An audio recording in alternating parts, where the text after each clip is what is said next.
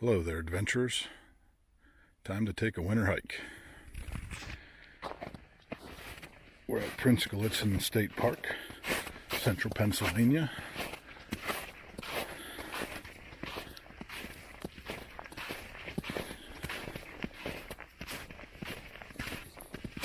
On the Hughes Trail.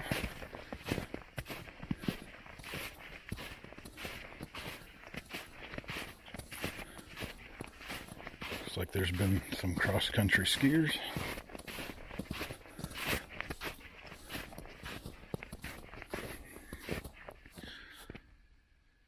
There's the disc golf course.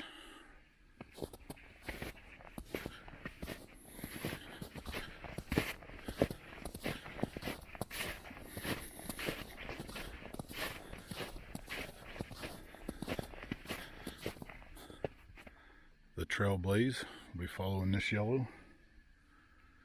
Way up there's the next one.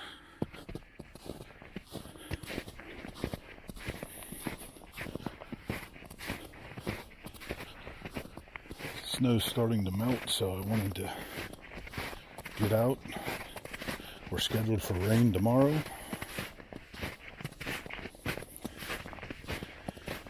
This area of the park closes at sunset. It's currently 10 till 5, so that gives me about 40 minutes. This is Muskrat Beach area number 3. Here we are currently at the group camping area.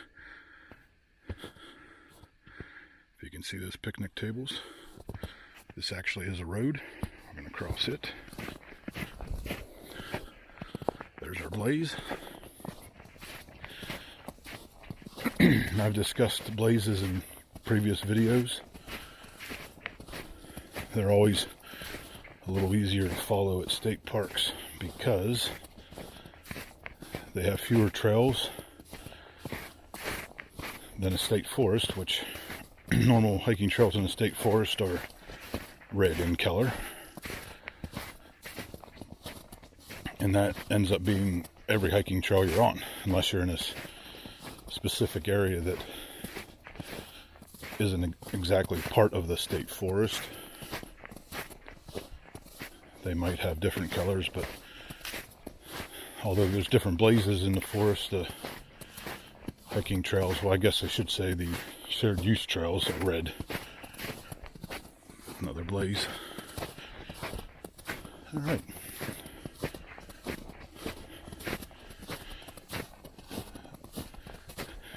Got the little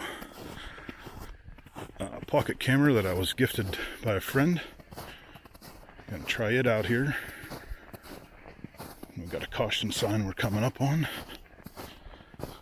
Looks like we definitely got some deer in the area.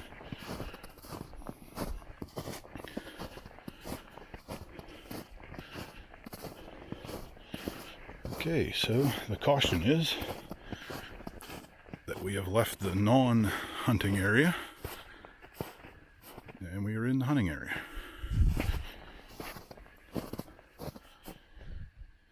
Quick gander here at where we come from.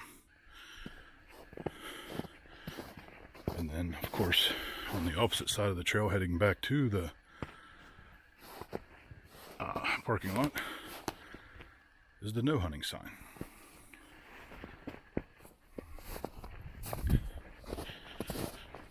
I said, looks like we got some cross-country skiers, not fresh.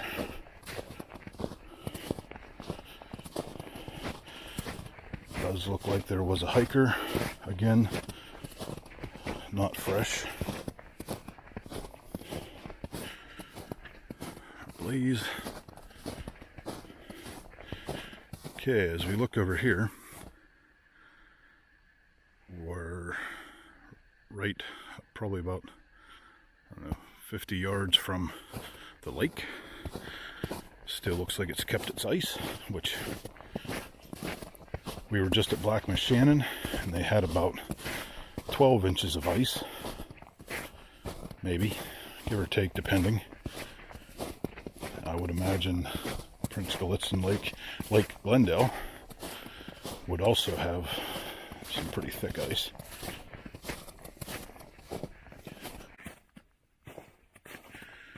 So we're down here to the section of Hughes Trail that almost takes you out to the lake. Definitely close enough you can see the lake, and I just wanted to grab this marker real quick right here. This means the trail goes to the right, and there's the next blaze.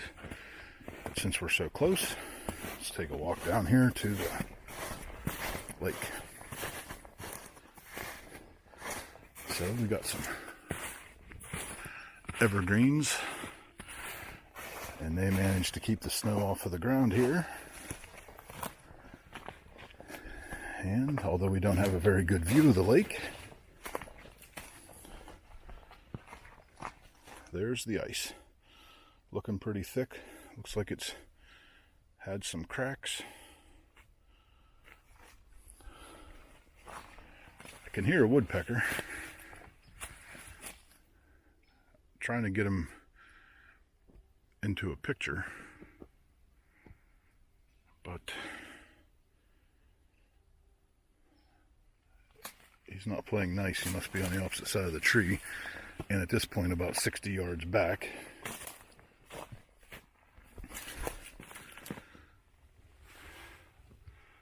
So I did not prepare, because that's what I do, to make a video. This camera was charged, but apparently from sitting in the truck, the cold took some of the charge away. The GoPro I was going to use for some zoom shots to see what that would be like. It also, although when I turned it on said 80%, by the time I got it to take a video, it took 9 seconds of video and shut off. And when I turned it back on, it said 3%. So this would be the hash mark going the other way, how you'd return. As you can see, it's telling you to go left. Go back down to the lake again here. We might be able to get a decent view.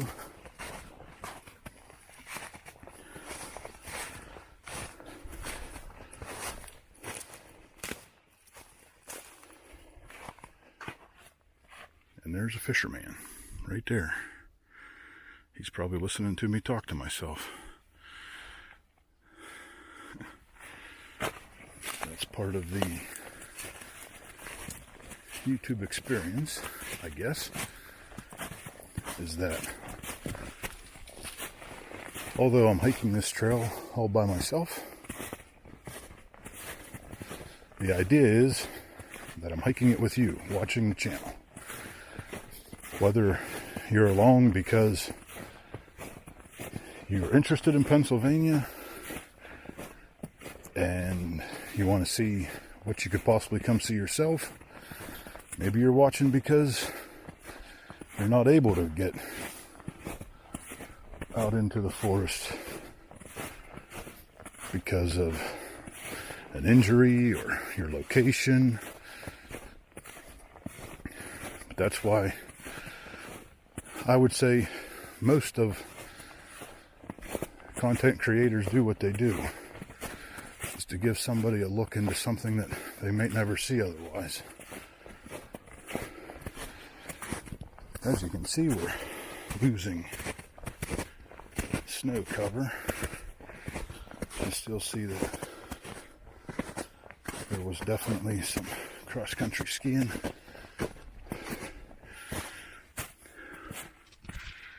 Always love finding interesting things in trees. Something I want to do this year is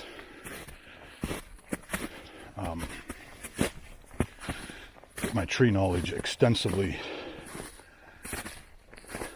trained. I'm having It's been a long day.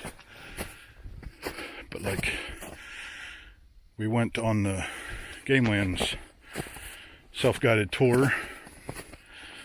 Myself and Raptor PA went to the one right out the road from here. He made a video, and I have a short from a previous year. But when you do the one there, they give you a quiz. And every year I tell my son that we're going to come prepared, because there's no cell phone service. You can't use the trusty Google.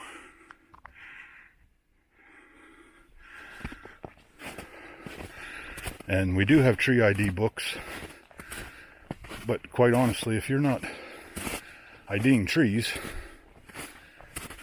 daily, once you get to winter, and you might have some leftover leaves like that, you might have some leaves on the ground like that. Once you start looking at the bark, it's pretty hard to figure out what's going on. And then you've always got the tree that's missing its bark. Now sure, it has some. That is one tall dead tree right there. I mean, it's literally falling apart at its grain. And you got your evergreens, and a lot of people just call them pine trees. But everybody knows they have different names. And back to what I was saying, we went to the Game Lands Drive down by Raystown. Game Lands 67, I believe. Could be wrong. And they actually, instead of quizzing you, they would actually tell you what the tree was and tell you how to identify it.